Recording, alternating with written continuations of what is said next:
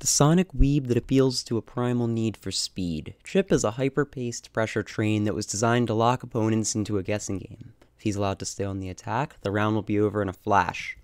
Unfortunately for him, this goes both ways. Chipp took anime too far and puts his life on the line with every move.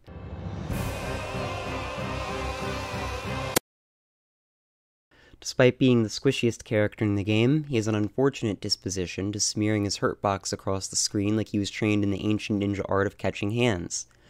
General rule of thumb is that you can hit what you can't see. First thing I recommend for playing the #1 hater of invincible supers is binding a dash button and a Roman cancel button. For gamepad, I use L2 and L1. If you're using a hitbox and still have these unbound, my recommendation can't help you. So let's start with the signature move, Alpha Blade. Depending on where you play, you'll either see this move all the time, or just as a combo tool. Chipp disappears, teleports across the screen, and strikes everything in a line. This has to be blocked as a cross-up, but the much better solution is to practice pressing any button on reaction.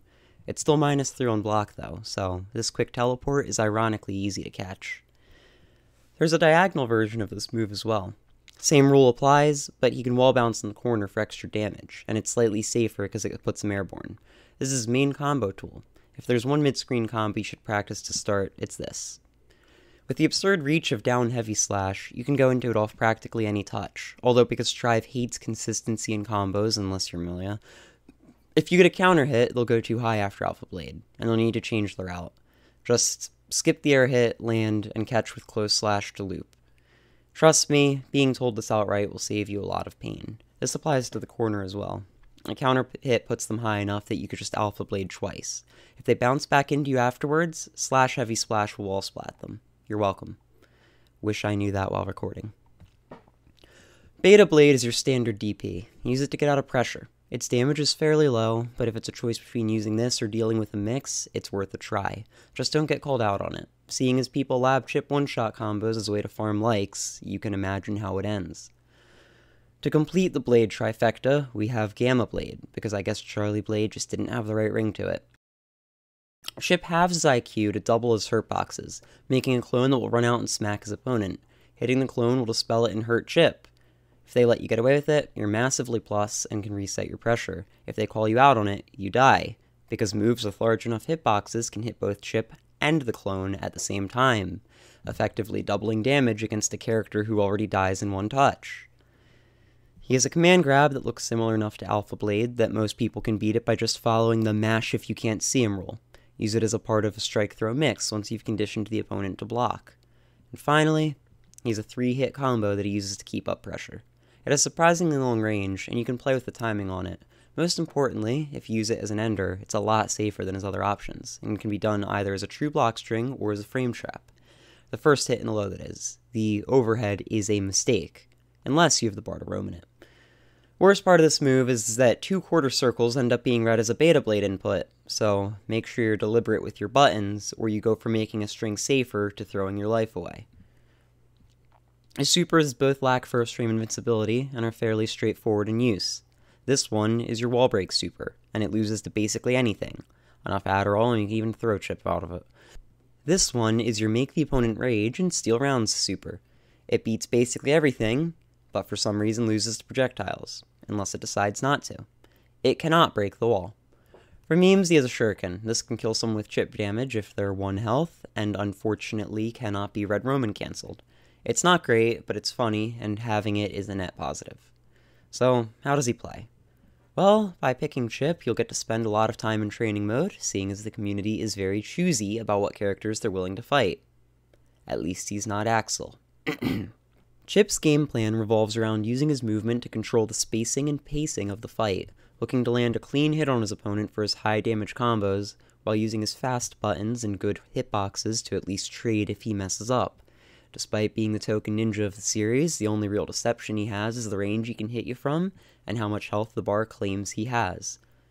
Frame traps, Romans, and spacing are your friends. Once you get in, he has a lot of tools to keep the pressure up, and he has all of the agency on when and how an interaction will occur.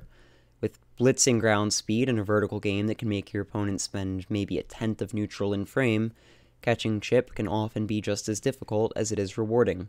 Summit, arguably the best Chipp player in the world, spaces neutral perfectly to avoid losing to buttons while throwing out his own hitboxes, comboing on any clean hits. But if he can force a block, then he goes into Chipp's pressure flow chart. Block strings into the first 2 hits of the 3-hit special. This keeps you safe and can catch an opponent trying to take their turn, giving you a full combo with the Roman. If they block, it's still good meter gain. Once the opponent is conditioned to respect this, you can start going for more unsafe options to open them up, such as Alpha Blade, a throw, a command grab, or even the overhead of the 3-hit. Just be ready to rein it back if you have to. Your first warning sign that your opponent caught on will be having to hit the play again button. If you lose, don't worry. Strive is great about giving you 3 sets to work with. But with the high-level strategy out of the way, let's talk about the fun shit. Remember how I said to bind Dash and Roman? Well, now we're going to make use of that. His Alpha Blade essentially moves an invisible Chipp at really high speeds. With some timing, you can fast Roman it to launch so quickly you practically teleport. Use it for an unexpected mix-up, a quick overhead, or just to fly across the screen. I usually mash either slash or heavy slash after the Roman. A bit of timing, and you can start doing things like this. It works on his teleport super as well. You can practically kidnap someone to the other end of the screen with this tech, and get a corner combo for free. Is it worth using 2 bars? No. Kind of? I wanted to say no, but the footage I have makes this seem like it's a surprisingly good option, so do what you will. Also, Chipp can wall run, either out of Alpha Blade or just by dashing at the wall. Roman upwards on a hit near the wall, and you can get his highest damage combo. Counter rhythm for the slashes, end in forward heavy slash. Its hitbox can be measured in Potemkins, so its timing is fairly lenient. And that's more or less Chipp, the fastest character in the game who floats like a butterfly and dies. He's a high-risk, high-reward pick, but as players like Summit show, if you master him, the only punishment that will consistently land is being considered a weeb. Good night.